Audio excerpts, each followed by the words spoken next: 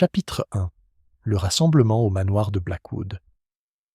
Le brouillard s'était levé des marais en fin d'après-midi, tel un doux châle gris qui enveloppait les haies et ternissait les flèches des ifs.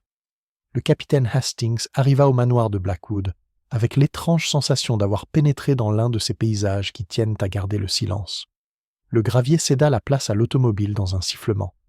Une corneille observait depuis le pignon le plus élevé, la tête penchée, comme si elle assistait à un drame intérieur. Hastings, qui se targuait d'une stature militaire que la vie citadine n'avait pas érodée, fut d'abord conduit à sa chambre par une servante silencieuse d'environ 19 ans, dont les yeux sérieux aversent la couleur de la Tamise en hiver. « Le thé est à la bibliothèque, monsieur, dit-elle. Lady Blackwood vous a demandé de les rejoindre immédiatement. » Il hocha la tête, et tandis qu'elle s'éloignait, il s'arrêta pour contempler la pelouse sud. Le parc s'étendait jusqu'à une terrasse à balustrade, et, au-delà, une rangée de hêtres disparaissant dans le brouillard. Une des portes-fenêtres du bas était entr'ouverte. Le rideau se gonflait comme une voile pâle. Une vague impression de terre humide et de feuilles d'automne lui parvint. Quelque part, une horloge sonnait les quarts d'heure, un son petit et précis, aussi net qu'une épingle. En bas, la bibliothèque déployait ses ailes chaleureuses. Le feu de l'âtre Tudor avait été avivé jusqu'à une lueur constante. Les livres défilaient jusqu'au plafond en bataillons de cuir. Une diane en bronze posée juste avant la flèche trônait sur la cheminée. Sur une table d'appoint se trouvait une horloge de carrosse dont le verre était légèrement fêlé. Un défaut négligeable qui n'en gênait pas moins l'œil. À côté, un étui à allumettes en argent était ouvert, et Hastings, passant, remarqua qu'une des allumettes était cassée. « Ah, vous êtes le capitaine Hastings. » Ces mots appartenaient à Lady Blackwood, qui se leva d'un fauteuil à oreille, avec cette grâce qui trahit moins la jeunesse que l'éducation. Elle devait avoir 55 ans, peut-être un an ou deux de plus, toujours belle, avec des cheveux d'un gris fer intransigeant et des yeux qui avaient parcouru plus d'un champ de bataille. « Geoffrey a écrit à votre sujet. Il est en retard, naturellement. Geoffrey est toujours en retard. »« Le colonel Whitrow est détenu, Lady Blackwood ?» demanda Hastings. « Par le vicaire, entre tous les tyrans. Il prépare quelque chose d'effroyable pour notre fête des moissons, une chorale d'écoliers et un spectacle. Asseyez-vous. Madame Greaves vous apportera du thé si vous le désirez. » Sa voix devint plus sèche. Cette maison a réussi à se remplir et pourtant à rester vide. Hastings s'assit et dégusta une part de gâteau aux graines. Face à lui, sur une chaise basse, une jeune femme se penchait sur le Tatler avec plus d'attention que les pages ne le méritaient. Elle avait cette beauté qui tient presque de la fioriture, lèvres trop rouges, cils trop longs, et une énergie nerveuse dans les doigts qui suggérait un esprit toujours en mouvement. Lady Blackwood fit les présentations avec une légèreté presque ironique. « Mademoiselle Vale, ma compagne, Mademoiselle Marjorie Vale, et mon neveu, Monsieur Julian Reed, ajouta-t-elle, tandis qu'un grand jeune homme s'approchait de l'âtre, l'air de quelqu'un pour qui le salon est une scène, et lui le principal acteur. Il avait les cheveux noirs, coupés un peu plus longs que la mode ne l'exigeait, et une cravate de ce vert bilieux si maniéré des poètes. Hastings aurait parié un souverain que M. Reed n'avait jamais écrit une ligne qui ne mentionnât le destin. « Ravi, dit Reed, sans que le plaisir ait jamais sali ses manchettes. Le brouillard est assez théâtral, vous ne trouvez pas ? On s'attend à un coup de feu étouffé à tout moment. Julian, la réprimande de Lady Blackwood était douce, mais elle tomba comme une goutte d'eau sur une assiette chaude. Il y eut un grésillement. Un pas rapide retentit dans le couloir, et le docteur Félix Archer entra. Compact, blond, un chapeau melon enfoncé dans le creux de la tête, comme s'il l'avait répété. « Mes excuses, Lady Blackwood. Madame Greaves m'a retenu pour me parler de la cuisinière, mais elle est impeccable, c'est la femme qui est capricieuse. Madame Greaves a alimenté cette maison pendant des hivers bien pires que ce brouillard, dit Lady Blackwood sans rancune. Prenez du thé, s'il vous plaît. Docteur, dit Hastings, nous nous sommes rencontrés, je crois, au Langham, il y a quelques années. C'est vrai, répondit promptement Archer. Tu boitais à cause d'un accident de cricket, et je t'ai déconseillé les actes héroïques. Les conseils judicieux sont rarement suivis. Parce que cela prive de gloire, intervint Julian Reed avec un sourire lancinant. Le docteur Archer est la seule personne ici qui ne se trompe jamais. Admirable, et un peu ennuyeux. Mieux vaut être mort que mort, répondit Archer d'un ton enjoué. Lady Blackwood, Monsieur Darnley nous honore-t-il ce week-end ? Il arrive de Londres par le train de 18h40, dit-elle. Madame Greaves a envoyé Sykes à la gare. Les routes sont abominables. « Monsieur Darnley » demanda Hastings. « Lucas Darnley » dit mademoiselle Vale en tremblant. « Il écrit sur les images. »« Ou sur les images, je ne sais jamais. »« Un marchand d'art, » expliqua Archer. « On dit qu'il a l'œil, ce qui, dans ce métier, est plus rémunérateur qu'une âme. »« Lucas, » dit Lady Blackwood avec une pointe de fermeté, « est un vieil ami de mon défunt mari. » Elle jeta un coup d'œil vers la cheminée. « Nous devons faire une annonce demain. Nous sommes le 1er octobre, capitaine Hastings. Je célèbre les anniversaires. » Il y eut un silence, empli du doux bruit de la cendre qui tombait dans la cheminée.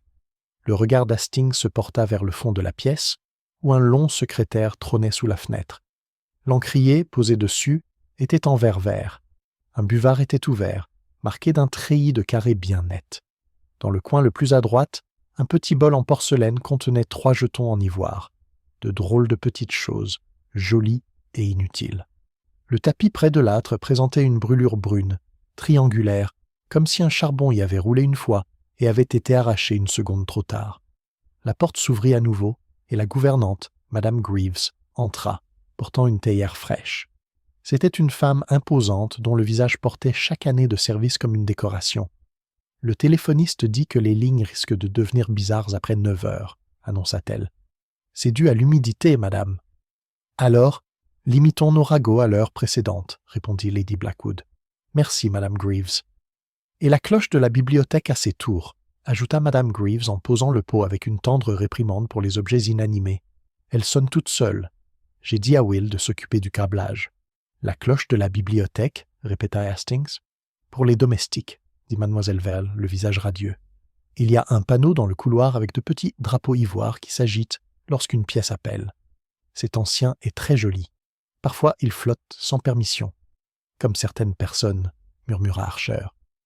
Des pas résonnèrent dans le hall avec une assurance militaire et rapide, et le colonel Geoffrey Whitrow entra, secouant son chapeau pour en retirer l'humidité.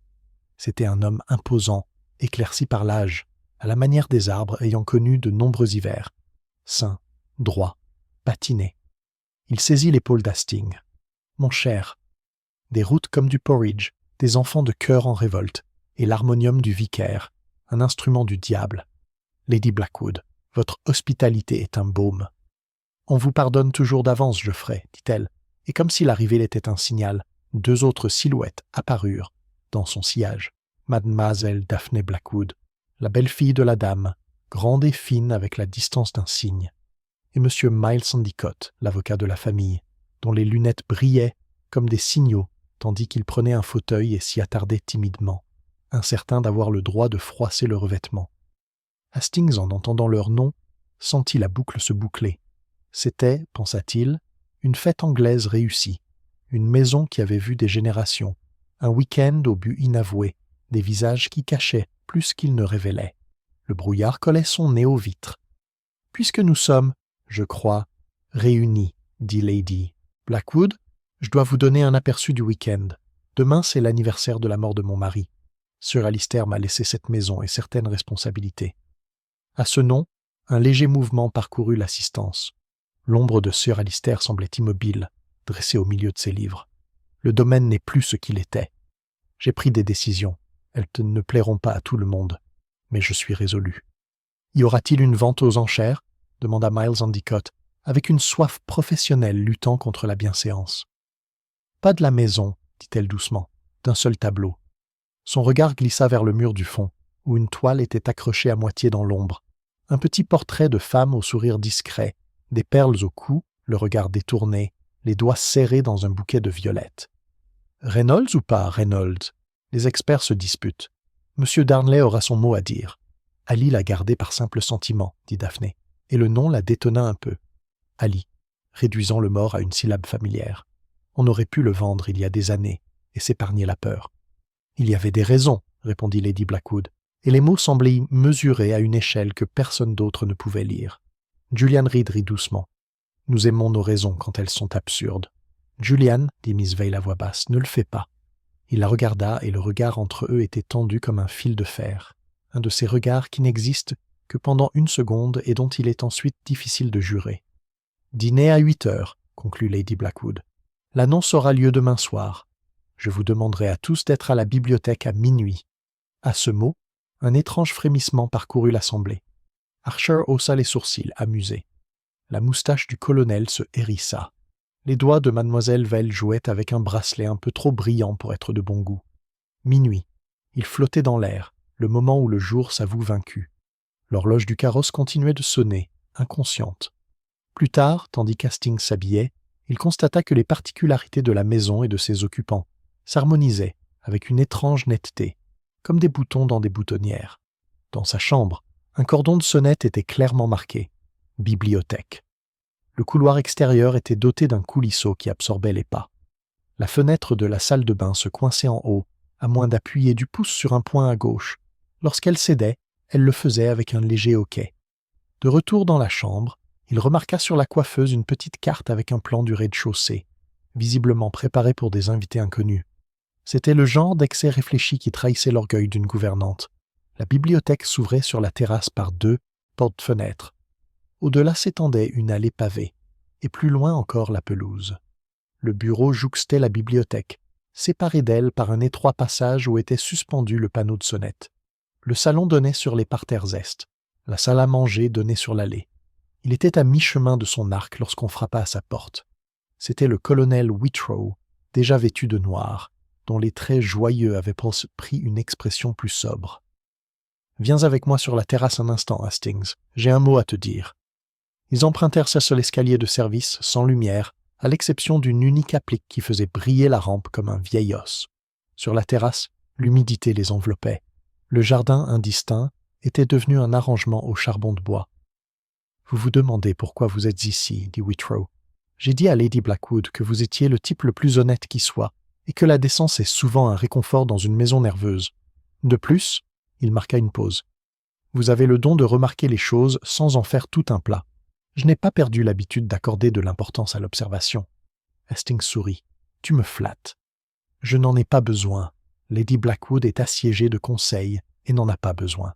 Mais il y a quelque chose qui cloche dans l'atmosphère. Ce week-end est une véritable poudrière. La présence de Darnley est un atout. Archer est loyal mais vif. Reed est intelligent et plein de ressentiment. Daphné est fière et craintive. Mademoiselle Vall est... Eh bien, c'est Mademoiselle Vell.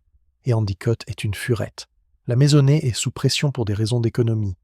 J'ose dire que Madame Greaves dirige la cuisine comme Nelson, mais Will Pritchard, le jardinier, boit plus qu'il ne le devrait, et Sykes, le chauffeur, appartient à cette catégorie de jeunes gens ennuyeux qui prennent une automobile pour un char de guerre. Si la malice se reproduit, elle se reproduira ici. Hastings, qui ne pouvait pas toujours se vanter d'une psychologie des plus délicates, mais possédait l'instinct du soldat pour détecter le malaise, hocha la tête.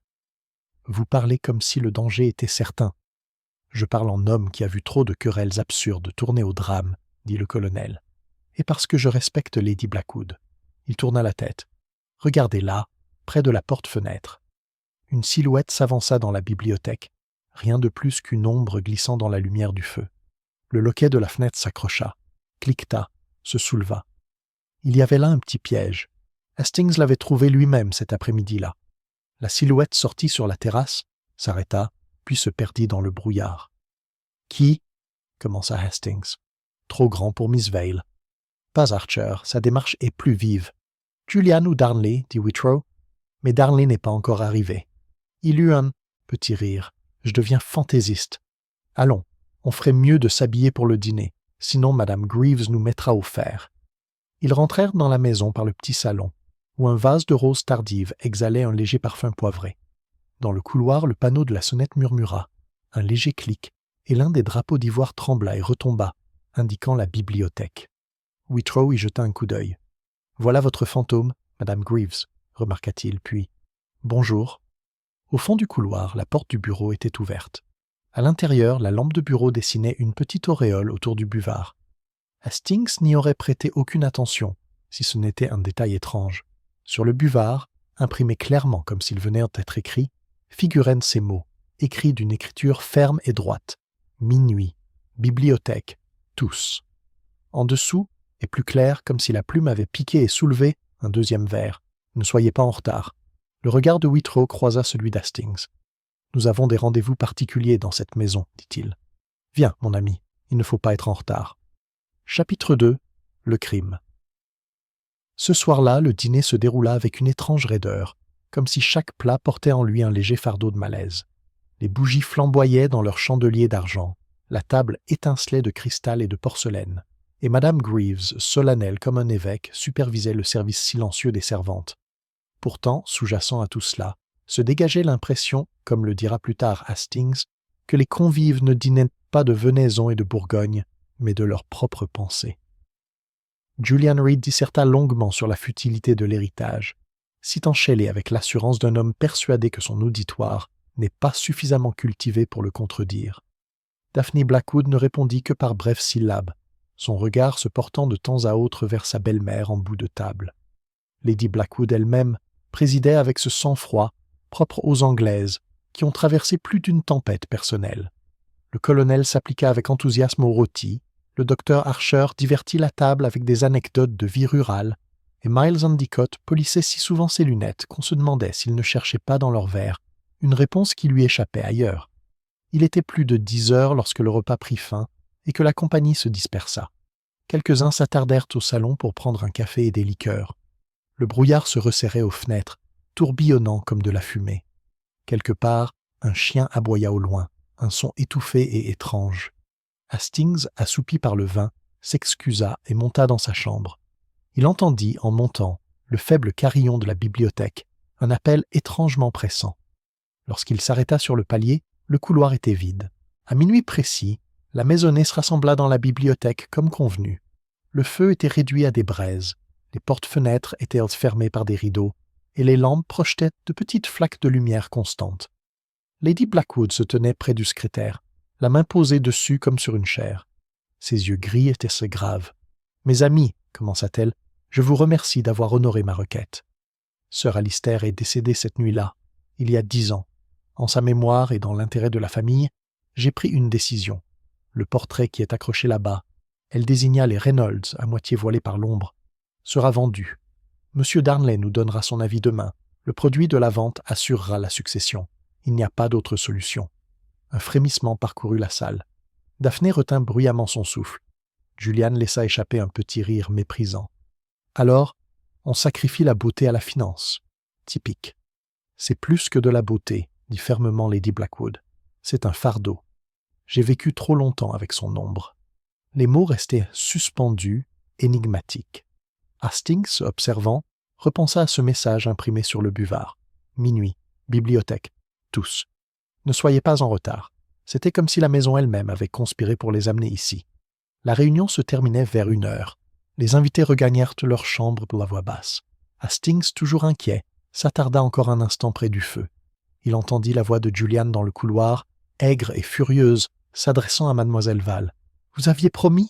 Puis la porte du petit salon se referma et les voix s'éteignirent. Hastings monta à l'étage. Son sommeil fut agité. Il rêva de cloches qui tintaient et de brouillard qui pressait la fenêtre. À son réveil, il eut le sentiment évident que quelque chose clochait. Une horloge sonnait 3 heures. Quelque part en bas, une porte claqua.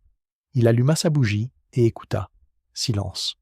Puis, faible, prolongé, le son d'un cri. En moins d'1 minute, Hastings enfila sa robe de chambre et descendit l'escalier principal. La maison était plongée dans un silence de choc, cette pause haletante avant le chaos. Au pied de l'escalier se tenait Miss Vale, pâle comme du papier, une main agrippée à la rampe, l'autre pointant vers la porte de la bibliothèque. « Là-dedans », murmura-t-elle. Hastings poussa la porte. Le feu s'était éteint, les rideaux masquaient les fenêtres. Lady Blackwood gisait à la lumière de la lampe, affalée près du secrétaire. Sa tête reposait contre le pied de la chaise, formant un angle anormal. Sur le tapis, en dessous, une flaque sombre s'étendait progressivement vers l'extérieur. Dans sa main droite, elle serrait un mouchoir, trempé et écarlate. Le docteur Archer fit irruption derrière Hastings, déjà penché pour l'examiner. Son verdict tomba presque aussitôt, sombre et certain. Elle a été poignardée, un seul coup, en plein cœur. Elle est morte. La compagnie se rassembla rapidement. Le colonel, la mâchoire serrée comme du granit, Daphné, le souffle coupé, Endicott tremblant si violemment que ses lunettes claquèrent. Julian Reed se tenait à l'écart, le visage blême, silencieux, les poings serrés. Madame Greaves se signa et marmonna des présages. Hastings, bouleversé, prit conscience d'autre chose. Sur le secrétaire reposait le buvard, encore marqué des mots qu'il avait lus auparavant. Mais en dessous, une autre ligne, fraîche et lourde, avait été gravée sur le papier. La vérité sera enterrée à minuit. Et ainsi, le brouillard, le silence, le rassemblement secret, tout cela se confondit en tragédie. Quelque part dans cette maison d'ombre évoluait un meurtrier, et déjà Hastings se surprit à souhaiter, de tout son cœur, l'homme dont les petites cellules grises ne manquaient jamais d'éclairer les énigmes les plus sombres de l'âme humaine. Chapitre 3. L'arrivée d'Hercule Poirot. Le matin se leva blafard et terne, une fine bruine adoucissant les contours du manoir et enfonçant l'allée de gravier dans une boue pâle. Hastings, les yeux cernés par les horreurs de la nuit, se tenait dans le hall tandis que l'inspecteur Graves, de la police du comté, dirigeait ses agents avec l'efficacité solennelle d'un homme qui détestait les meurtres commis dans les maisons de campagne. Le corps de Lady Blackwood avait enfin été déplacé, transporté avec révérence jusqu'à la petite chapelle de l'aile ouest, et la bibliothèque n'affichait plus que le spectre de la tragédie, des taches sombres sous le tapis, un silence presque ecclésiastique. « Verrouillez toutes les portes donnant sur la terrasse », ordonna Graves à l'un de ses hommes. « Brouillard ou pas, personne ne quitte cette maison avant mon autorisation. Nous devons envisager la possibilité que le tueur soit encore parmi nous. » Il se tourna vers Hastings en s'inclinant avec raideur. « Vous avez découvert le corps, monsieur ?» « Mademoiselle Vale a donné l'alerte, » corrigea Hastings. « Mais oui, j'ai été le premier à entrer dans la bibliothèque. » Il répéta, aussi fidèlement que possible, les détails de la nuit. Le cri, la porte entr'ouverte, Lady Blackwood gisant sans vie. Son récit semblait maigre, un squelette de la terrible réalité. Grave écoutait, griffonnant dans un petit carnet. « Et vous n'avez rien observé d'inhabituel? Pas d'armes ?»« Rien du tout. Quoique. » Hastings hésita, se souvenant du bloc-notes et de son message sinistre.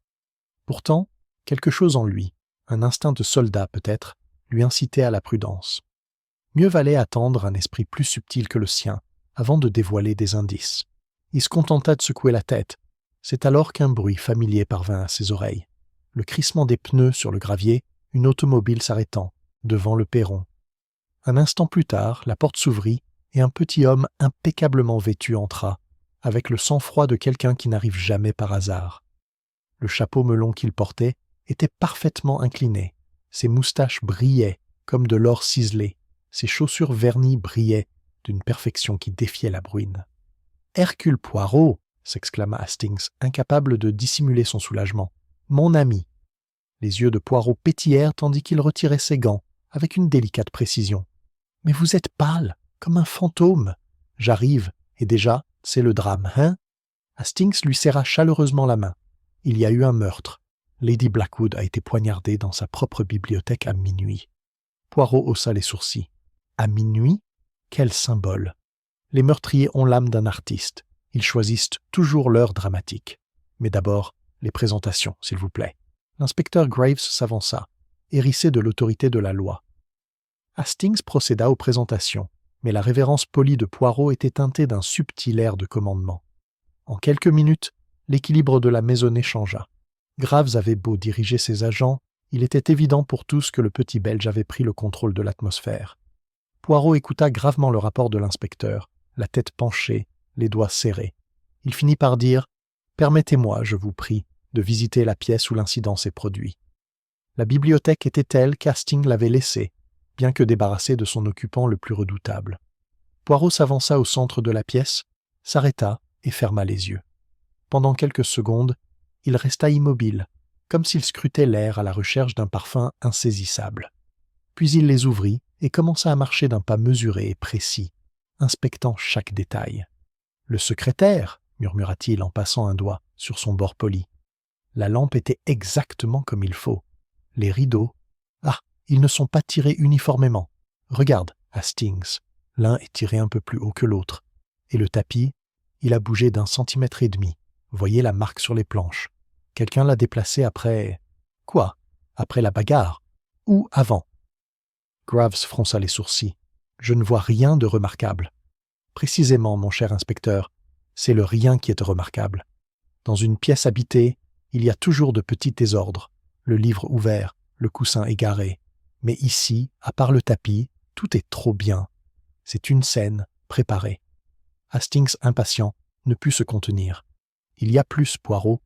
J'ai vu sur le buvard des mots, un rendez-vous, écrit et effacé sous nos yeux, minuit. Bibliothèque, tous. Ne soyez pas en retard. Et ce matin, une autre ligne. La vérité sera enterrée à minuit. Les moustaches de... Poirot se hérissèrent. Mais c'est très curieux. Et vous n'avez rien dit au bon inspecteur, hein? Bien parfois, il est bon de garder les petites surprises en réserve. Il faut se demander, qui a écrit ces mots et pourquoi, sur ce buvard, là où l'encre se trahit, pour appeler les autres, pour les avertir, pour les menacer, ou simplement pour semer la confusion. Il se pencha et examina les marques avec une petite loupe sortie de sa poche. L'écriture est ferme, les lettres sont droites, oui, presque militaires, graves. Connaissez-vous l'écriture du colonel Whitrow? L'inspecteur sursauta. Vous ne pouvez pas vouloir dire « Je ne veux rien dire pour l'instant. J'observe, c'est tout. » Poirot se tapota la tempe. Il faut utiliser ces petites cellules grises, pas ces grandes émotions. La maisonnée fut de nouveau convoquée au salon. Poirot, impeccable comme un sous-neuf, se tenait devant eux tel un magistrat d'autrefois. Chaque visage portait l'empreinte du choc et de l'insomnie. Daphné froide et distante, Julian Reed, avec sa pâleur de poète et ses doigts agités. Mademoiselle Vale, abattue, serrant un mouchoir, le docteur Archer vif mais tendu, Endicott clignant nerveusement des yeux, le colonel Whitrow solide comme un chêne, mais avec une ligne de lassitude autour des yeux. « Mes amis, » commença Poirot, « pardonnez-moi de m'immiscer dans votre chagrin. Pourtant, un crime terrible a été commis. Lady Blackwood est morte, assassinée. Vous êtes tous ses proches, sa maisonnée, son cercle. C'est donc de vous que la vérité doit être tirée. Je poserai des questions. J'attendrai votre franchise. Si l'un d'entre vous est coupable, soyez assurés. » Il se toucha légèrement la poitrine. Hercule Poirot le saura. Il y eut un silence, seulement troublé par la faible pluie qui ruisselait sur les vitres. Poirot le laissa s'étendre, son regard sombre parcourant les visages. Hastings le voyait déjà. Les légers tremblements, les regards détournés, les petites trahisons du masque humain. Poirot avait jeté son filet, et déjà il tremblait sous le poids des secrets. Et à cet instant, Hastings comprit. Le mystère du manoir Blackwood avait trouvé son maître. Le jeu commençait. Chapitre 4. Les questions commencent. La pluie s'était calmée à midi, laissant les pelouses lisses et luisantes sous un ciel sans couleur. Quelques corbeaux dépenaillés tournoyaient au-dessus des êtres, leurs cris rauques contrastant avec le silence de la maison. À l'intérieur, l'atmosphère était pesante, chargée de cette attente nerveuse qui accompagne chaque homme et chaque femme, se demandant si son voisin ne porte pas l'ombre d'un sentiment de culpabilité. Poirot, impeccable comme toujours, se déclara prêt à commencer son enquête. « Messieurs et mesdames, dit-il en s'inclinant légèrement, je vais vous parler un par un. Nous devons démêler ce nœud fil par fil, jamais enchevêtré, toujours avec patience. Le capitaine Hastings m'accompagnera, car il est pour moi ce que le cœur est pour la tragédie grecque. Il observe, il réfléchit. » L'inspecteur Graves marmonna quelque chose, mais ne protesta pas. Il avait déjà appris que résister aux méthodes de Poirot revenait à tenter de barrer une rivière avec son chapeau. Dr Félix Archer. Le premier à être appelé dans le petit salon fut le docteur Archer. Il entra d'un pas vif, comme s'il se dépêchait de soigner un patient, et s'assit avec un air de compétence professionnelle. « Docteur, » dit Poirot en joignant les mains, « vous avez examiné le corps immédiatement ?»« Oui, mort instantanée. Un seul coup, franchement entre les côtes, en plein cœur. Aucun signe de lutte, du moins aucun signe apparent. Elle a dû faire face à son agresseur. Parfait. Et l'arme? Introuvable. Un couteau, je pense, de longueur moyenne. Celui qui le maniait savait exactement ce qu'il faisait. Une main maladroite aurait laissé des marques d'hésitation. C'était décisif. Poirot inclina la tête. « Vous êtes un ami de la famille ? » « Pendant de nombreuses années, Lady Blackwood a compté sur moi. » Archer pinça les lèvres. « Elle comptait peut-être trop sur moi. Elle me consultait pour des questions qui dépassaient que la médecine, finances, domestique, ses querelles avec sa belle-fille. Je lui ai dit un jour que j'étais son confesseur sans l'absolution. Hier soir, continua doucement Poirot, où étiez-vous entre minuit et 3 heures ? Dans ma chambre. J'ai lu un peu, puis je me suis endormi. Je n'ai rien entendu jusqu'au vacarme. Merci, docteur. Tu peux y aller. Après le départ d'Archer, Hastings fit remarquer. Son diagnostic était assez péremptoire. Aurait-il pu le faire, Poirot? Poirot esquissa un clin d'œil. Un médecin sait où frapper, c'est sûr. Mais réfléchis, Hastings. L'homme qui tue si proprement ne fait pas disparaître son arme comme un prestidigitateur, à moins que l'enjeu soit important. Écoutons les autres. Julian Reed. Julian Reed entra dans la pièce avec une nonchalance étudiée, bien que la pâleur de ses joues trahît sa nuit blanche. Il alluma une cigarette avec des doigts ostentatoires. « Vous souhaitez m'interroger, monsieur Poirot? C'est romantique. » « Romantique ?»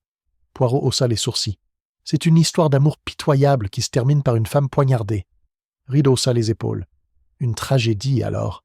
Notre époque la nourrit. Lady Blackwood était une tyranne, certes, mais gracieuse. Elle conservait le portrait comme une avare. Peut-être craignait-elle ce qu'il pourrait révéler. Que veux-tu dire, mon cher poète? Des secrets, monsieur. Chaque famille en a. Demandez à Daphné, demandez à Lucas Darnley quand il arrivera. Ils le savent. » Le regard de Poirot s'aiguisa. « À minuit, monsieur, quand tout le monde était réuni. Étiez-vous présent? » « Je l'ai fait, même si je n'y étais pas disposé. Ensuite, je me suis disputé avec mademoiselle Vale. Une bagatelle. » Sa bouche se tordit. « Vous pouvez imaginer ce que vous voulez. » Et après 1 heure, ma chambre, bien sûr. J'ai écrit un petit vers. Je n'ai rien entendu. Poirot le regarda encore un instant. « Vous parlez beaucoup de secrets, monsieur, mais vous ne dévoilez rien des vôtres. Très bien, tu peux y aller. » Daphné Blackwood. Daphné entra avec l'élégance d'un cygne, mais ses yeux étaient cernés et sa bouche pincée. Elle s'assit sans y être invitée. « Vous me croyez coupable, monsieur Poirot?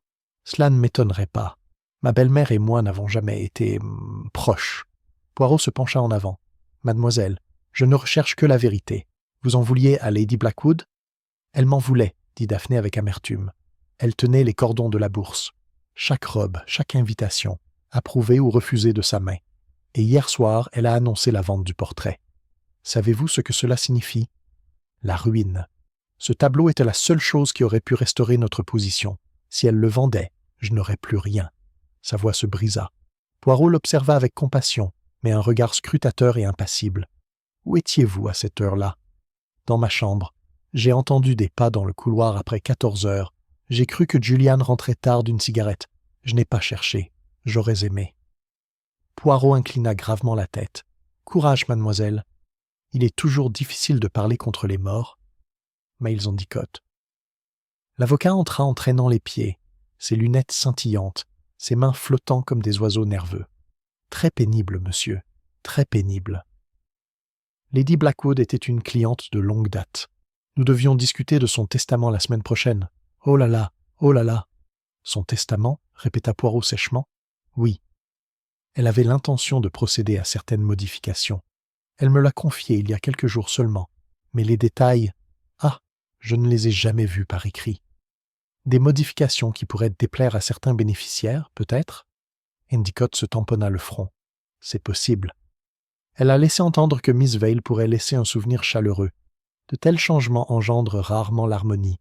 « Et où étiez-vous hier soir, monsieur ?»« Ma chambre. Je souffre d'insomnie. J'ai pris une potion et j'ai dormi. Je le crains, très profondément. » Poirot le congédia gentiment. Hastings murmura « Un testament, Poirot. Cela met la moitié de la maison en doute. »« Exactement, » murmura Poirot. « L'argent, il est toujours là, comme le ver dans la pomme. Mademoiselle Marjorie Vale. » Enfin, Miss Vale apparut, fragile dans une robe pâle, les yeux rougis par les larmes. Elle joignit les mains nerveusement. « Monsieur Poirot, croyez-moi, je n'aurais jamais fait de mal à Lady Blackwood. Elle était gentille, à sa manière. Je lui devais tout. » La voix de Poirot s'adoucit. « Mademoiselle, calmez-vous. Racontez-moi la nuit dernière. J'étais dans le couloir quand j'ai entendu le cri. Avant cela, j'étais dans le petit salon avec Julian. Nous nous sommes disputés, bêtement. Il voulait que je parte avec lui pour Londres. J'ai refusé. Pourquoi avoir refusé? Je ne pouvais pas abandonner Lady Blackwood. Elle avait besoin de moi. Elle a dit hier encore qu'elle avait l'intention de modifier son testament pour subvenir à mes besoins. Une rougeur lui monta aux joues. Je n'aurais peut-être pas dû te le dire. Mais c'est vrai. Poirot l'observa attentivement. Et après la dispute? Je suis allé dans ma chambre. Je n'ai plus rien entendu jusqu'au cri. Colonel Geoffrey Whitrow. Le pas du colonel était ferme, sa moustache hérissée. Il salua Poirot, mi-plaisanterie, mi-habitude. « Vous avez le commandement maintenant, monsieur. Tirez. » Poirot sourit. « Colonel, vous étiez dévoué à Lady Blackwood ?»« Oui, une vieille amie de la famille. Je me serais interposé entre elle et le danger si j'avais pu. Mais j'ai échoué. Où étiez-vous à cette heure-là ? » ?»« Dans ma chambre. Je fumais la pipe. J'écrivais des lettres. Je n'entendais rien. »« Colonel, reconnaissez-vous cette écriture ?» Poirot sortit un bout de papier buvard, soigneusement retiré du secrétaire. Les mots minuit. Bibliothèque. Tout ça montrait clairement. Whitrow sursauta. « Seigneur, on dirait que c'est de ma main. Mais ce n'est pas moi qui l'ai écrite, Poirot, je le jure. » Les yeux de Poirot brillèrent. L'écriture manuscrite, on peut l'imiter. Mais c'est quand même curieux. Le colonel se redressa. « Je n'ai rien à cacher. Trouvez le méchant, Poirot. Pour l'amour de Lady Blackwood. » Il est parti, et la porte s'est fermée doucement. Poirot resta immobile, puis se tourna vers Hastings. Ses yeux brillaient de cette lumière particulière que Hastings connaissait si bien, celle qui signifiait que Poirot avait entrevu la forme du puzzle. « Mon ami, murmura-t-il, les fils se tissent déjà. Des mensonges sont dits, des demi-vérités avouées. Mais le schéma, il commence à se dessiner. Et quelque part dans ce schéma se trouve la main qui a frappé à minuit. » Chapitre 5. Les fausses pistes. Le reste de la journée se déroula dans un climat de civilité tendue. Les repas furent pris dans la salle à manger avec un air de cérémonie qui semblait creux, comme si chaque plat était un devoir accompli sous des yeux attentifs. Poirot évoluait tranquillement parmi eux, conversant sur un ton poli et mesuré, mais Hastings sentait que son esprit s'agitait inlassablement, arrangeant chaque mot, chaque geste à sa juste place. Pendant ce temps, l'inspecteur Graves était de plus en plus obsédé par un suspect. Sa conviction transparaissait dans la brusquerie avec laquelle il aboyait ses questions et dans la faible lueur de triomphe qui brillait dans son regard lorsque le nom du colonel Whitrow était mentionné. « Notez-moi, capitaine Hastings, » confia Graves après le déjeuner, « votre brave colonel n'est pas aussi impeccable que vous le supposez. Cette écriture sur le buvard, c'est clair comme de l'eau de roche. C'est un soldat, habitué aux coups décisifs. Il connaissait intimement Lady Blackwood. L'occasion, le mobile, les moyens, tout y est. » Hastings se hérissa. « Je ne veux pas croire Whitrow, c'est un homme honorable. » Graves renifla. « L'honneur ne protège pas des dettes, ou de la jalousie. On verra bien. » Poirot, informé de la théorie de l'inspecteur, se contenta de hausser les sourcils et de polir sa moustache. Si commode, n'est-ce pas? L'écriture qui désigne obligeamment le colonel, le soldat qui s'est tué d'un seul coup. Trop commode, mon ami. Dans chaque affaire, il y a toujours un suspect trop évident. C'est la fausse piste. Et pourtant, il écarta les mains. Même la fausse piste, elle nage dans l'océan de la vérité. Une découverte dans le jardin. Cet après-midi-là, un agent de police explorant le terrain fit une découverte. Dans les buissons près des marches de la terrasse, se trouvait un couteau, la lame noircie, le manche nettoyé à l'exception d'une légère tache. Il fut rapidement montré à Poirot et Graves. « Voilà », déclara Graves triomphalement, « l'arme du crime. Et qui avait le plus de chances de s'échapper sur la terrasse sans se faire remarquer? Le colonel Whitrow lui-même. Sa chambre donne sur ce côté de la maison. Il aurait pu descendre en douce, commettre le crime et jeter le couteau. » Poirot regarda l'arme pensivement. « Un couteau de cuisine, certes, mais pas du manoir. Madame Greaves insiste sur le fait que son service est complet. Remarquez, Hastings, la lame est de fabrication étrangère, italienne peut-être. Curieux. Qui parmi nous emporterait un tel objet dans ses bagages? » Graves fronça les sourcils. « On voit des complots partout. À mon avis, c'est simple. Le colonel. » L'explosion de Julian. Ce soir-là, alors que la maisonnée se réunissait à nouveau dans le salon, Julian Reed rompit le silence fragile par une explosion. Sa voix, aiguë sous l'effet de la tension, les surprit tous. « Pourquoi restons-nous assis ici en silence, à faire semblant? Nous connaissons la vérité. Le colonel l'a tuée. Il l'a tuée pour l'empêcher de vendre le portrait. Il la vénérait, mais elle l'a défiée et de rage, il l'a frappée. Ne le protégeons pas sous des paroles d'honneur. » Le colonel Whitrow se leva d'un bond, le visage rouge d'indignation. « Pardieu, monsieur, vous allez trop loin !»« Messieurs, messieurs, » intervint vivement Poirot, levant une main petite mais autoritaire. « Ce n'est pas le moment d'accuser. La vérité finira par éclater, par ordre, par méthode. Pas par des cris de colère. » Mais Hastings, en observant, ne put manquer de remarquer comment les yeux de Daphné Blackwood se posèrent sur Julian, écarquillés d'alarme, ni comment Miss Vale enfouit son visage dans son mouchoir, tremblante. Poirot à la bibliothèque. Plus tard, une fois la maisonnée dispersée, Poirot demanda à Hastings de l'accompagner une fois de plus à la bibliothèque. La pièce sentait légèrement la fumée, comme si ses murs même se souvenaient du crime. Poirot s'avança avec sa délicatesse habituelle, examinant le bureau, les rideaux, les porte-fenêtres. « Hastings, murmura-t-il, réfléchis un instant. Lady Blackwood a convoqué tout le monde à la bibliothèque à minuit, n'est-ce pas? Et pourtant, quelqu'un a écrit la même convocation sur le buvard. Pourquoi? Pour garantir leur présence ou pour masquer un autre objectif? Et puis, après sa mort, le second message apparaît. La vérité sera enterrée à minuit. Une fioriture théâtrale. Les meurtriers ne peuvent résister à une fioriture. » Hastings frissonna. « Mais qu'en est-il du couteau dans le jardin? Ça doit être assez clair. » « Pas clairement, mon ami, trop clairement. Le meurtrier veut nous faire suivre une mauvaise piste. Il faut se demander à qui profite la suspicion envers le colonel, à qui profite sa culpabilité. » Poirot se tapota la tempe. « Je vois déjà l'esquisse d'un esprit. Intelligent, calculateur, mais négligent, jusqu'à un petit détail. Et c'est sur ce détail que nous le coincerons. » Une conversation chuchotée. Cette nuit-là, inquiet, Hastings errait dans le couloir. En passant devant le petit salon, il entendit des voix basses et pressantes. S'arrêtant, il distingua la voix tremblante de Miss Vale. « Julian, tu ne dois pas. S'ils te soupçonnent, laissez-les faire, répondit Julian avec amertume. Je suis déjà ruiné, mais je ne me tairai pas pendant que le colonel jouera les héros. Hastings s'éloigna précipitamment, ne voulant pas être surpris à écouter aux portes, mais les mots restèrent gravés dans son esprit, le troublant. Lorsqu'il les raconta à Poirot au petit matin, le détective se contenta de sourire de son sourire de sphinx. « Bien, bien, le poisson frétisse dans le filet, Hastings. Mais où est le faux fuyant et où est la vraie prise? Nous verrons bien. Patience, toujours patience. » Sur ces mots, Poirot se retira, laissant Hastings plus inquiet que jamais.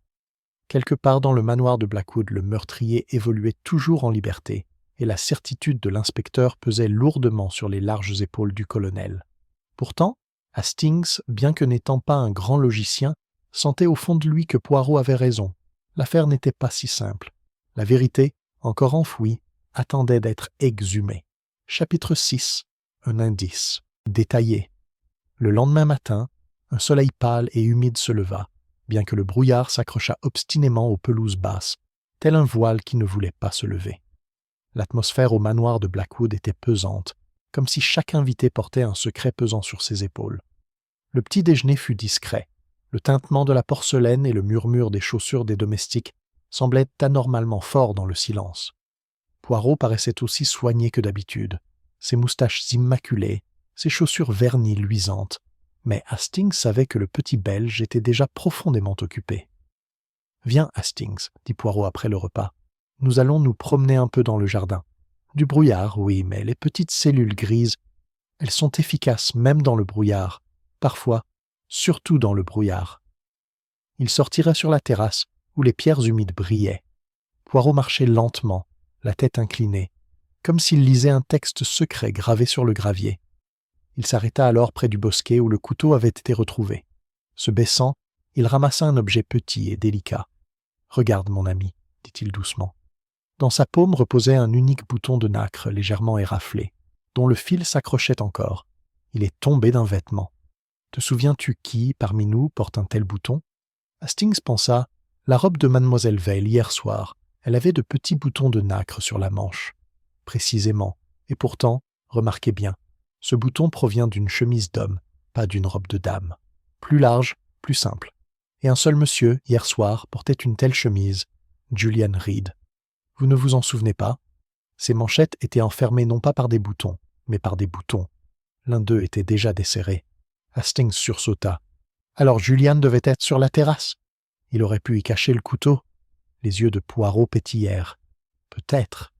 Ou peut-être que notre meurtrier est assez malin pour utiliser un simple bouton comme diversion. N'oublie jamais, Hastings. Le plus simple indice peut être la plus astucieuse des tromperies. La cloche qui sonnait toute seule. En rentrant dans la maison, Poirot s'arrêta devant le panneau de la sonnette des domestiques, dans le couloir. Les petits drapeaux d'ivoire étaient tous debout, sauf un « bibliothèque ». Il tremblait légèrement, comme instable. Poirot l'examina minutieusement. « Vous vous souvenez, Hastings, que Madame Greaves a parlé de cette cloche qui sonnait d'elle-même. De telles choses ne se produisent pas par magie. Voyez-vous, ce fil est effiloché, trop tendu. On pourrait le faire sonner depuis le couloir d'un simple coup sec. Quel meilleur moyen d'attirer une dame dans sa bibliothèque la nuit? Elle entend la cloche, elle descend, elle croit qu'un domestique l'appelle. Et voilà, elle rencontre la mort. » Hastings siffla doucement. Alors c'était prémédité, soigneusement préparé. Poirot inclina gravement la tête. Le meurtrier n'est pas un être impulsif. Il ou elle a planifié, organisé, veillé à ce que la scène soit prête. Le portrait. Plus tard, Poirot demanda à voir le portrait que Lady Blackwood avait l'intention de vendre. L'assemblée se rassembla à contre-cœur dans la bibliothèque. La toile, une petite œuvre envoûtante, représentait la femme avec des perles au cou et des violettes à la main. Lucas Darnley, arrivé tard la veille au soir, l'examina avec un détachement professionnel. C'était un homme grand et mince, portant un monocle qui clignotait comme un signal. « Une belle chose, même si ce n'est pas un Reynolds, déclara-t-il. Mais de grande valeur. Lady Blackwood a eu raison de la vendre. » Les lèvres de Daphné se pincèrent. Sage, c'était une trahison. Cette photo était celle de mon père. Elle n'avait aucun droit. Néanmoins, dit doucement Poirot, ce devait être le tournant du week-end. Et donc nous devons nous demander, Lady Blackwood est-elle morte à cause du tableau, ou pour une raison plus personnelle? Le cordon du rideau. Cet après-midi-là, Poirot retourna à la bibliothèque. Hastings le suivit, curieux. Poirot se dirigea droit vers les portes-fenêtres, où pendaient les lourds rideaux. D'une main délicate, il examina le cordon de l'embrasse, puis il sourit. « Observe, Hastings. Le cordon est neuf, installé récemment. Et pourtant, près du nœud, une légère trace sombre. Du sang. Le meurtrier a essuyé son couteau sur ce cordon. Hâtif, négligent. Et regarde, le cordon est torsadé de gauche à droite. Un Anglais noue ainsi. Un étranger, différemment. » Hastings jeta un coup d'œil. Alors le meurtrier est anglais? Peut-être. Ou peut-être est-il assez intelligent pour imiter un nœud anglais. Mais cela nous apprend ceci.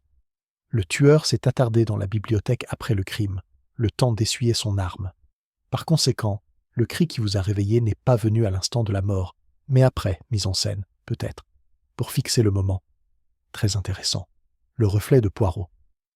Ce soir-là, alors que la pluie recommençait à frapper les fenêtres, Poirot était assis avec Hastings près du feu, les yeux mi-clos, les doigts la croisés. « Réfléchis, Hastings, murmura-t-il.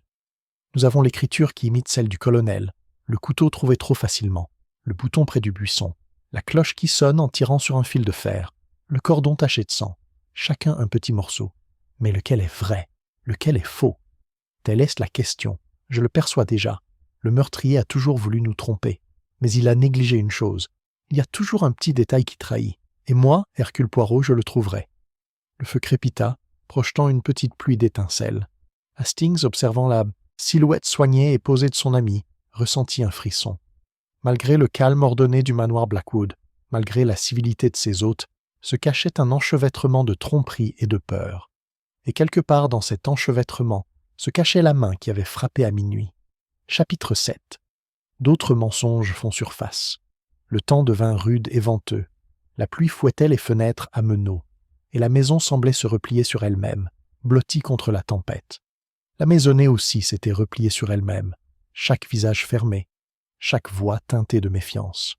Ils ne tentèrent de plus les politesses habituelles, le silence et les regards circonspects les avaient remplacés.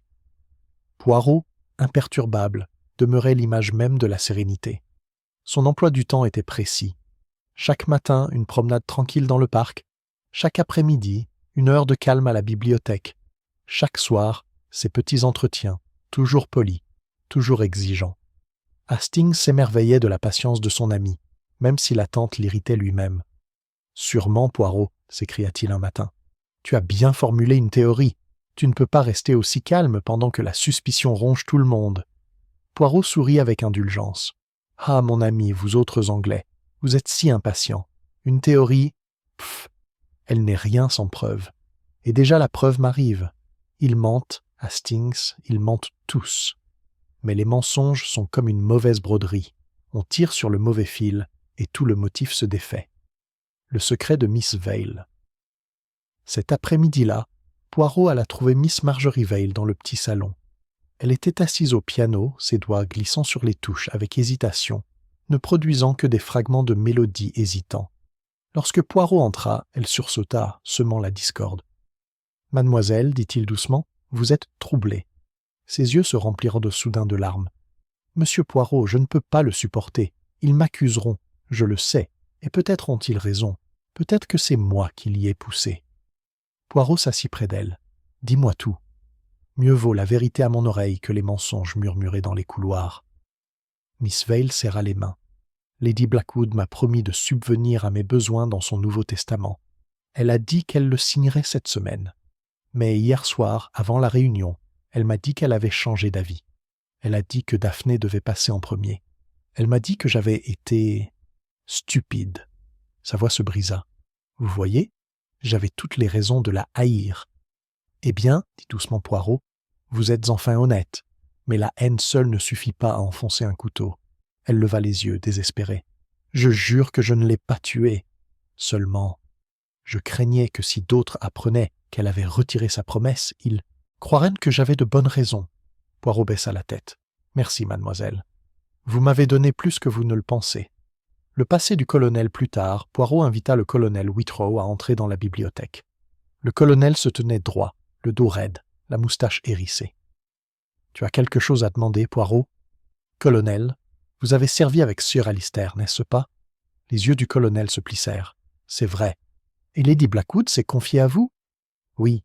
Elle comptait sur moi, peut-être trop. J'admirais son courage, sa force d'âme. J'aurais donné ma vie pour la protéger. » Le regard de Poirot était fixe. « Et pourtant, colonel, vous cachez quelque chose. Il y a une dette, peut-être ? Une question d'honneur ?» Le visage du colonel rougit. « Par le ciel, monsieur, vous avez raison. J'ai emprunté beaucoup l'année dernière pour couvrir les dépenses inconsidérées de mon neveu. Lady Blackwood le savait. Elle m'a proposé son aide, mais j'ai refusé.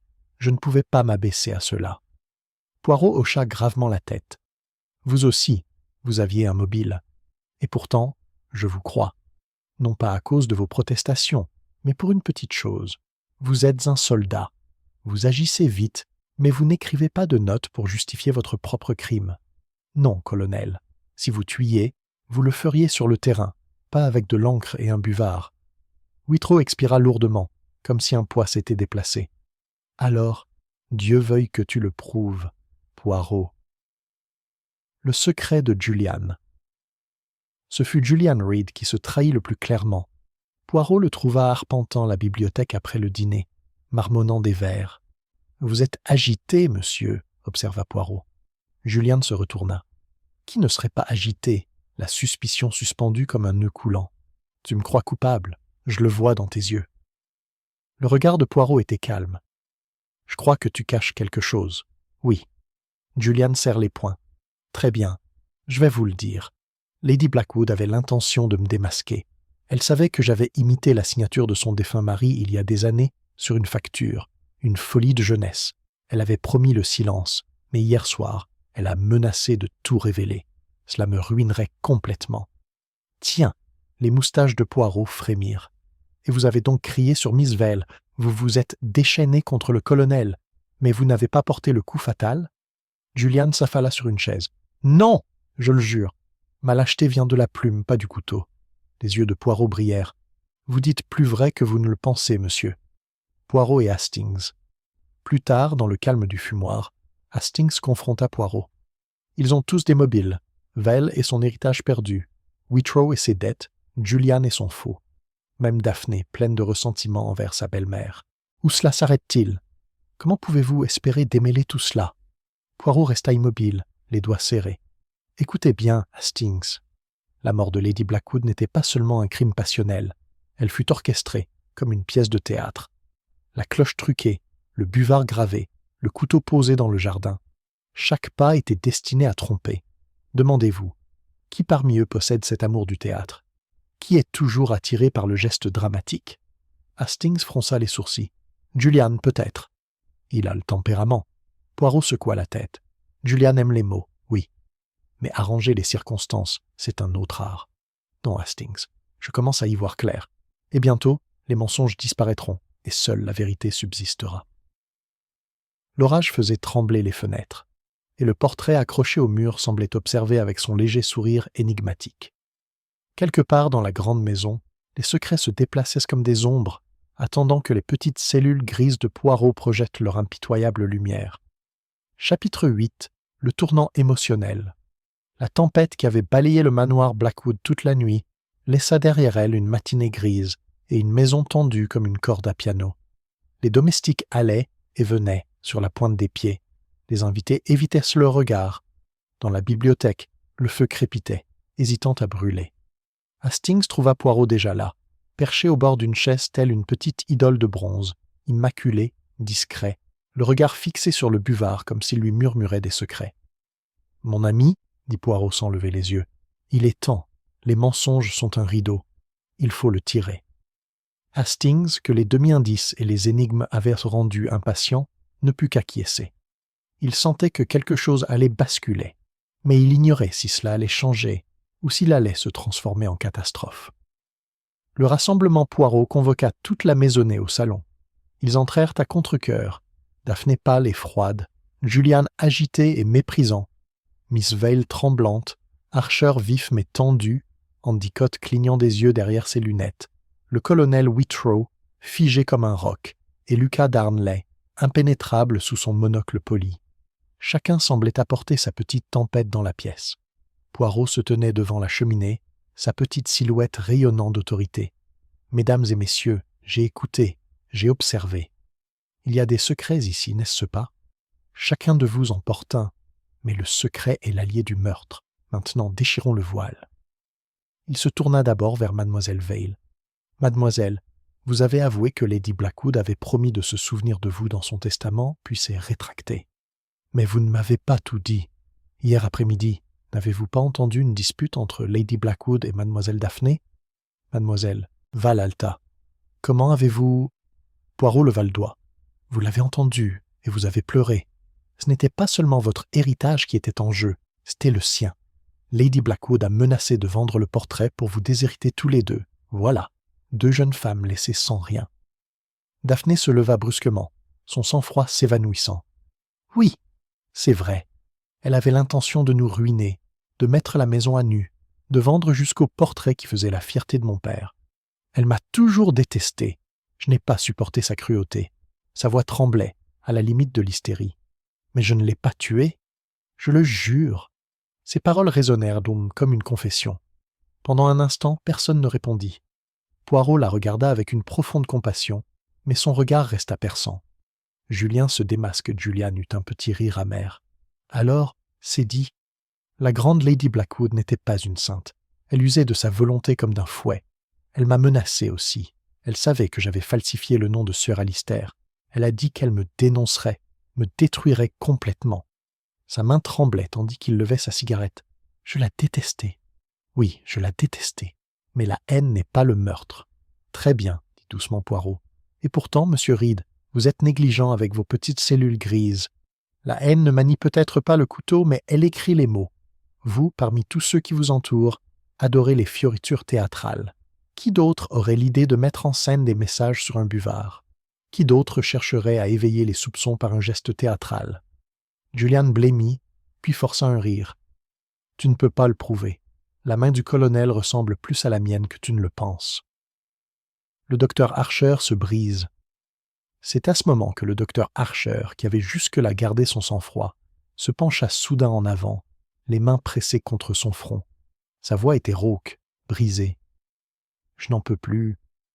Vous êtes tous aveugles. » Lady Blackwood était gravement malade. Elle le cachait. Il ne lui restait que quelques mois à vivre. Je le savais, car elle se confiait à moi. Elle craignait la disgrâce, la dépendance. C'est pourquoi elle avait prévu de vendre le portrait, pour subvenir à ses besoins avant qu'il ne soit trop tard. La compagnie s'agita, surprise. Les yeux de Poirot brillèrent. Enfin, la vérité se rapproche. Pas seulement la ruine, pas seulement la malveillance, mais la maladie. Et qui parmi vous gagnerait à garder le silence sur un tel fait? Archer releva la tête. Je lui ai dit qu'elle devait se reposer, éviter toute tension. Au lieu de cela, elle a choisi de jouer à ces jeux cruels.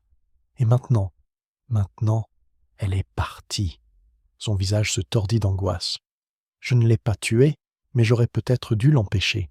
Je suis coupable à ma façon. Poirot posa doucement une main sur son bras. Non, docteur. La culpabilité n'est pas la même chose que du sang sur les mains. Le tournant de la marée. Les aveux laissèrent taire l'atmosphère électrique. Daphné tremblait dans un coin. Julian marmonnait pour lui-même. Archer fixait le feu d'un regard hanté. Mademoiselle Vale pleurait en silence. Le colonel paraissait bouleversé mais résolu. Endicott pâle comme un parchemin. Poirot les examina tous. « Voyez-vous, mes amis, comme les mensonges disparaissent. Chacun de vous pensait se protéger. Mais les secrets, comme des cadavres, remontent à la surface. Je perçois déjà la vérité. L'un d'entre vous a joué un jeu trop audacieux. Et je vous le dis, le temps est proche où il sera démasqué. » Il s'inclina légèrement, signalant la fin du rassemblement. La compagnie se dispersa par fragments, tels des soldats quittant un champ de bataille. Hastings, resté en arrière, murmura « Poirot, vous les avez terriblement secoués. Mais avez-vous vraiment découvert le meurtrier ?» Les yeux de Poirot brillaient d'une certitude tranquille. « Mais oui, Hastings. Le meurtrier est déjà révélé, mais pas encore avoué. Un dernier fil et la tapisserie est complète. Demain, nous tendons le piège. » Chapitre 9. Le piège. La journée qui suivit fut marquée par une attente contenue. Hastings eut l'impression que chaque invité se déplaçait comme sur une scène, conscient d'être observé. Les conversations étaient rares, les rires absents. Seul Poirot semblait parfaitement à l'aise, déambulant dans le manoir avec sa délicatesse habituelle, inspectant les objets avec un intérêt poli qui démentait l'intensité de ses pensées. Dans l'après-midi, il se confia à Hastings. « Il est temps, mon ami. » Le meurtrier a semé la confusion. Fausse piste par-ci, fausse piste par-là. Mais j'ai déjà rassemblé les fils. Ce soir, nous les rassemblerons et le masque tombera. « Comment vas-tu faire, Poirot ?» demanda Hastings impatient. « Par la psychologie, toujours par la psychologie. Pour attraper le meurtrier, il faut le mettre dans une petite cage, resserrer les barreaux jusqu'à ce qu'il ne puisse plus bouger. Et alors, il se trahit. Ce soir à 20h, à la bibliothèque, nous aurons notre dénouement. Invitez-les tous. Le décor, il faut le planter. » L'assemblée. Ce soir-là, la maisonnée se rassembla à contre-cœur dans la bibliothèque. Le feu était faible, la pluie ruisselait sur les hautes fenêtres, et le grand portrait semblait observer avec son sourire secret. Poirot se tenait près de l'âtre, élégant et posé, Hastings à ses côtés. « Mes amis, commença-t-il, un crime terrible a souillé cette maison. Lady Blackwood a été assassinée, et les soupçons se portent tantôt sur l'un, tantôt sur l'autre. Mais ce soir, mesdames et messieurs, la vérité sera révélée. Vous me permettrez de vous rappeler certains faits. » Ses yeux sombres parcoururent tout le cercle. « Premièrement, Lady Blackwood vous a convoqué dans cette pièce à minuit.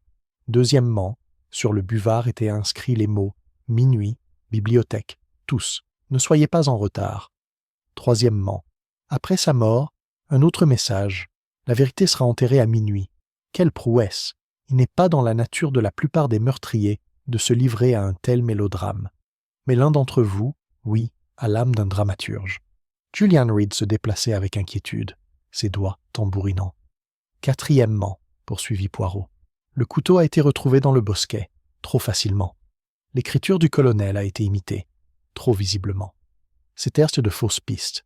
Le véritable indice se trouvait ailleurs, négligé. Je parle de la cloche qui a sonné d'elle-même. Elle était truquée, voyez-vous. Un fil effiloché, un petit piège. Lady Blackwood a été attirée ici, croyant qu'un domestique l'appelait. Le tueur a attendu. Miss Vale poussa un faible cri. Poirot leva la main pour réclamer le silence. La pression psychologique. « Et maintenant, réfléchissez à ceci, poursuivit-il. Le cordon du rideau était maculé de sang. Le meurtrier a essuyé l'arme à la hâte, pensant que personne ne le remarquerait. Mais moi, je remarque tout. Ce cordon était noué à gauche sur à droite, à la manière anglaise. Le meurtrier est donc anglais, pas étranger. Eh bien, cela rétrécit notre cercle. » L'inspecteur Graves s'éclaircit la gorge, triomphant. « Voilà monsieur Poirot. Le colonel Whitrow, anglais, soldat, son écriture, son arme, son opportunité. J'avais raison depuis le début. » Poirot se retourna, souriant avec une pointe d'ironie. « Non, mon cher inspecteur. On vous a mené par le bout du nez. Le colonel est innocent. Le véritable meurtrier est intelligent, certes, mais qu'il est trop fier de sa propre intelligence. Il a abusé de lui. Il marqua une pause délibérée, laissant le silence s'épaissir, laissant les regards de l'assistance se croiser. La tension était palpable. Daphné s'agrippa à sa chaise. Mademoiselle Vale étouffa un sanglot. Archer fixa le feu. Endicott s'essuya le front. Darnley observa avec un détachement froid. Julian Reed était assis, pâle, l'air provocateur, sa cigarette tremblant entre ses doigts. Poirot fit un pas en avant. Sa voix était calme et convaincante. « J'ai tendu le piège aujourd'hui. J'ai demandé à chacun d'entre vous d'écrire une ligne pour comparaison. Inoffensif, n'est-ce pas? Mais j'ai observé plus que les lettres. J'ai observé le mouvement de la main, la façon dont l'encre coule, et j'en ai trouvé une dont l'écriture correspondait parfaitement au buvard, non seulement par le style, mais aussi par la pression, par l'hésitation. La main qui a écrit la convocation, qui a mis en scène le drame, qui a entraîné Lady Blackwood vers la mort, était la main de Julian Reed ! L'explosion. Julian se releva d'un bond, le visage blême, les yeux flamboyants. « C'est un mensonge. Tu déformes tout. Oui, j'ai écrit les mots. Pourquoi pas? C'était un jeu, une plaisanterie. Mais je ne l'ai jamais frappé. Jamais. » La voix de Poirot transperça ses protestations comme une lame. « Non, monsieur, ce n'était pas une plaisanterie. Vous avez mis en scène les notes. Vous avez sonné près du fil. Vous avez essuyé le couteau sur le cordon. Vous avez caché l'arme dans les buissons, pensant que sa découverte incriminerait quelqu'un d'autre. Vous souhaitiez que les soupçons se portent sur le colonel. Mais vous avez oublié une chose, le petit bouton de nacre tombé sur la terrasse. De votre propre chemise, monsieur, il vous a trahi. » La main de Julian se porta instinctivement à sa manchette. Pendant un instant, il sembla vaciller, comme un acteur avant la scène finale. Puis sa voix se brisa, sauvage, désespérée. « Elle m'a détruit, » s'écria-t-il. « Elle m'aurait dénoncé, ruiné complètement. Mon œuvre, ma vie, finie. Je n'avais pas le choix. Je voulais seulement l'effrayer. Mais elle a ri, s'est moquée de moi, et puis... Ses mains se tordaient convulsivement. Le ton de Poirot était inexorable. « Et puis vous avez frappé. Un coup franc, décisif. Vous, qui prétendiez être lâche de la plume, n'avez fait preuve de courage que dans le crime. » Les épaules de Julian s'affaissèrent. « Oui, murmura-t-il, je l'ai tué. Dieu me vienne en aide, je l'ai tué. » La salle exhala à l'unisson, la tension se dissipant comme une tempête passée. Daphné sanglota. Mademoiselle Vale s'effondra sur une chaise. Archer se couvrit le visage. L'inspecteur Graves s'avança, enfin satisfait, d'un air sombre. Poirot baissa la tête. Le piège est tendu. La justice suivra. Et Hastings, observant, ressentit une fois de plus cette étrange admiration. À partir de mensonges, d'ombres et d'indices à peine entrevus, Poirot avait forgé une clarté aussi nette et inévitable qu'une équation résolue. Le meurtrier démasqué, la pièce était terminée. Chapitre 10. La révélation. Le feu dans la bibliothèque sifflait faiblement, projetant de longues ombres ondulantes sur les livres et le portrait accroché au mur. Julian Reed était affalé sur une chaise, son attitude de défi s'évanouissant, les mains tremblantes, tandis que les agents de l'inspecteur Graves rôdaient à proximité. Le reste de la compagnie restait figé, partagé entre l'horreur, le soulagement et l'incrédulité. C'était Poirot, impeccable et impeccable, qui se tenait maintenant devant eux, le chef d'orchestre prêt à prononcer les dernières mesures de sa symphonie. « Mesdames et messieurs, » commença-t-il, « permettez-moi de vous exposer la vérité telle qu'elle s'est produite, étape par étape, car vous méritez de savoir comment Lady Blackwood a connu son destin et comment les liens se sont noués. » L'invocation. « Premièrement, dit Poirot, Lady Blackwood vous a tous convoqués à la bibliothèque à minuit. C'est vrai. Mais au même moment, M. Reed a pris l'initiative d'écrire la même convocation sur le buvard. Pourquoi? Parce qu'il souhaitait renforcer l'illusion, s'assurer que la réunion aurait lieu exactement au moment et à l'endroit qu'il désirait. Il ne suffisait pas que Lady Blackwood l'ait arrangé elle-même. Non, il devait mettre la main à la pâte, en dramaturge qu'il est. Julian eut un rire creux. Oui, j'ai adoré le côté théâtral. Je me suis dit, si ça devait se faire, il faudrait que ce soit grandiose. La cloche Poirot leva un doigt. Deuxièmement, la cloche de la bibliothèque. Madame Greaves nous a dit qu'elle avait sonné toute seule. mais en réalité le fil était effiloché, disposé à être tiré hors du couloir. Qui aurait pu imaginer un tel stratagème? Ni le colonel, dont l'esprit est simple et militaire, ni mademoiselle Vail, timide et nerveuse, ni Daphné, qui méprise les artifices. Mais Monsieur Reed, ah, il adore les artifices. Il a sonné, Lady Blackwood a cru qu'une servante était venue, et elle est arrivée sans se douter de rien à sa mort. L'arme et le cordon. Troisièmement, l'arme. Un couteau, étranger, n'appartenant pas à la maison. D'où sort un tel objet? Monsieur Reed, qui a voyagé, qui se vante de Florence et de Venise, qui porte des bibelots du continent. Et après avoir frappé, il essuya la lame sur le cordon du rideau, l'attachant à gauche sur la droite, à l'anglaise, mais hâtivement, laissant une trace. Un geste, encore une fois, négligent. Juliane murmura d'une voix rauque. « Je pensais que c'était caché. » Les yeux de Poirot brillèrent. Le meurtrier le pense toujours, mais pour Hercule Poirot, rien n'est caché. Les faux indices. Quatrièmement, l'arme jetée dans les buissons. Quelle découverte opportune! Et l'écriture sur le buvard, imitant celle du colonel. Une ressemblance si obligeante. C'était un de vos fausses pistes, monsieur, vos petits drames. Vous avez cherché à jeter le doute sur le colonel Whitrow, l'homme d'honneur, parce que vous saviez que ses vertus mêmes le rendraient invulnérable. Mais vous avez dépassé les bornes. Le piège était trop astucieux, trop théâtral. Je vous le dis, quand trop d'indices pointent vers un seul homme, c'est toujours faux. Le colonel se raidit, la fierté et le soulagement se lisant sur son visage. Le bouton « cinquièmement », poursuivit doucement Poirot, le plus petit indice de tous. Un bouton de nacre, éraflé, tombé près de la terrasse. À première vue, ce n'est rien, mais je me suis souvenu hier soir de votre chemise, monsieur Reed. Des boutons, pas des maillons. L'un d'eux était défait. Et voilà, le bouton vous a trahi. Il n'a pas été placé pour vous tromper, c'est le hasard, et le hasard est l'ennemi des meurtriers. Julian gémit, couvrant son visage avec ses mains.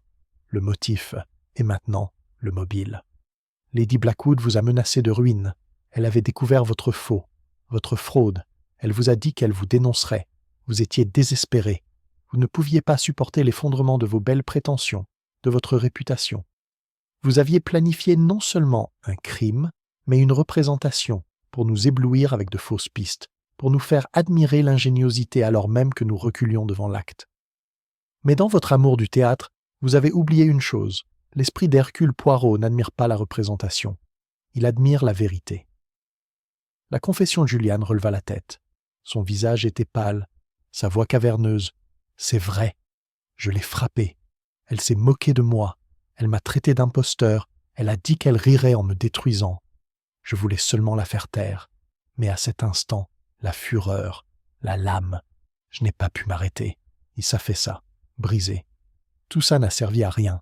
Tu as tout vu clair. » Poirot inclina gravement la tête. « Un meurtre est toujours vain, monsieur. Il détruit le meurtrier aussi sûrement que la victime. » L'inspecteur Graves s'avança. « Vous venez avec nous, monsieur. » Ces hommes entourèrent Julian, qui se leva en titubant, jetant un dernier regard amer au portrait accroché au mur. Puis il fut emmené. Les conséquences. Un long moment, la bibliothèque resta silencieuse, le feu crépitant doucement. Daphné pleurait doucement, la tête baissée. Madame Vail serrait son mouchoir. Le docteur Archer resta figé, le regard empreint de culpabilité et de tristesse. Le colonel Whitrow posa une main sur l'épaule d'Hastings, comme pour se calmer. Enfin, Poirot prit la parole d'une voix douce. « C'est fini. Lady Blackwood repose en paix. Monsieur Reed s'acquittera de sa dette. Vous autres, vivez sans mensonge, car le mensonge est source de tragédie. » Il s'approcha du portrait, étudiant son léger sourire énigmatique. Elle aurait aimé le vendre. Peut-être qu'il restera, non pas comme un fardeau, mais comme un souvenir. Poirot se retourna, ajusta ses menottes et, avec sa dignité habituelle, s'apprêta à quitter la pièce. Hastings, qui le suivait, ressentit le calme particulier qui suit la tempête, le silence de la vérité révélée, la fin des ombres. Et une fois de plus, il s'émerveilla de son ami. Avec rien d'autre que l'observation, la patience et le pouvoir inexorable des petites cellules grises, Hercule Poirot avait arraché du brouillard du manoir de Blackwood le secret enfoui à minuit. Chapitre 11. Le reflet. Le lendemain de l'arrestation de Julian Reed, l'aube était radieuse, comme si la tempête elle-même était passée avec la révélation du meurtrier. Les pelouses, lavées par la pluie, scintillaient de rosée et l'air était chargé d'une odeur âcre de terre humide.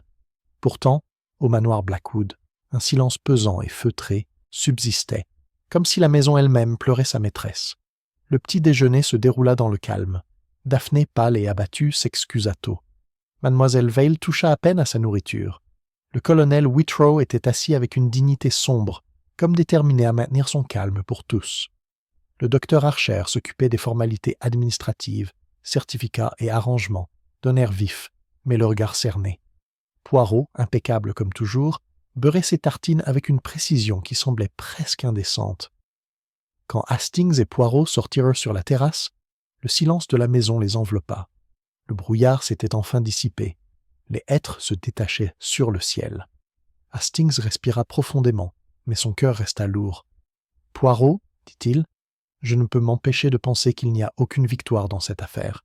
Lady Blackwood est morte, la vie de Julian est ruinée, et les autres sont livrés à l'amertume et à la peur. Que nous a apporté la justice, sinon le chagrin ?» Poirot sourit faiblement, le regard bienveillant. « Mon cher Hastings, la justice n'est pas une question de joie, c'est une question d'ordre. Lady Blackwood est morte, certes, mais sans la vérité, sa mort aurait jeté son ombre sur les innocents. Pensez au colonel, dont la suspicion empoisonne son honneur. Pensez à Miss Vale, dont les murmures détruisent l'esprit. La vérité ne guérit peut-être pas le chagrin, mais elle prévient la corruption. Cela, c'est très important. » Ils marchèrent lentement le long de la terrasse, les pierres humides luisant sous leurs pieds. Poirot s'arrêta près des portes-fenêtres de la bibliothèque, contemplant la pièce où la tragédie avait commencé. « Voyez-vous, Hastings, murmura-t-il, c'est toujours une question de psychologie. Monsieur Reed n'était pas un homme violent. Il était vaniteux, peu sûr de lui, cherchant désespérément à paraître plus grand qu'il ne l'était. Lady Blackwood menaçait son illusion, et ainsi, il créa un drame dont il était l'auteur. Mais il oublia que le plus grand théâtre, c'est la vie elle-même, et que dans la vie, les détails ne peuvent être dissimulés. Le buvard, la sonnette, le bouton, ils en disaient plus long que ses fioritures. Hastings le regarda avec admiration. « Tu as tout vu alors que nous étions tous perdus dans l'ombre. » Poirot ajusta ses menottes. « Ce n'est pas que j'ai vu plus, Hastings. C'est que j'ai arrangé les faits, que je les ai mis en ordre. D'autres voient un fouillis. Moi, je vois une tendance. C'est tout. » Ils se dirigèrent vers le bord de la pelouse, où le brouillard persistait la veille. L'herbe était constellée de gouttes telles de minuscules bijoux. La voix de Poirot s'adoucit. Lady Blackwood souhaitait vendre le portrait pour se libérer de son fardeau. Peut-être restera-t-il désormais un souvenir, non pas d'une tragédie, mais de la folie des secrets. Les mensonges. Hastings sont comme l'humidité. Ils s'infiltrent dans les fondations et les pourrissent. Seule la vérité maintient la maison debout. Hastings hocha lentement la tête. Et pourtant, Poirot, je me demande, n'y a-t-il pas des moments où un mensonge épargne la douleur? Les moustaches de Poirot se hérissèrent. Peut-être un instant, mais la douleur passe. Un mensonge perdure, il se multiplie. Non, Hastings, dis-moi toujours la vérité, aussi cruelle soit-elle, car seule la vérité permet de construire une vie. Ils restèrent un moment silencieux, écoutant le chant des corbeaux dans les hêtres. Puis Poirot se retourna brusquement. « Et maintenant, mon ami, il faut partir. Les autorités auront beaucoup à faire, et notre présence ne sera plus nécessaire. J'ai fait ma part. Les petites cellules grises ont bien mérité leur repos. » Alors qu'il retournait à la maison, Hastings ressentit ce mélange particulier de crainte et de mélancolie qu'il éprouvait toujours à la fin des affaires de Poirot. Crainte devant la précision avec laquelle son ami démêlait les énigmes les plus sombres, mélancolie devant la faiblesse humaine révélée en dessous. Lorsqu'ils montèrent enfin dans la voiture qui les emmènerait loin du manoir de Blackwood, Hastings regarda la maison de pierre grise. Ses fenêtres brillaient faiblement, reflétant le pâle soleil matinal, et il pensa, tandis que Poirot ajustait ses gants avec un soin méticuleux, que la maison tiendrait bon bien après que les rumeurs de meurtre se seraient estompées. Mais pour Hastings, et pour tous ceux qui avaient été présents, cette phrase resterait gravée à jamais, le secret enterré à minuit.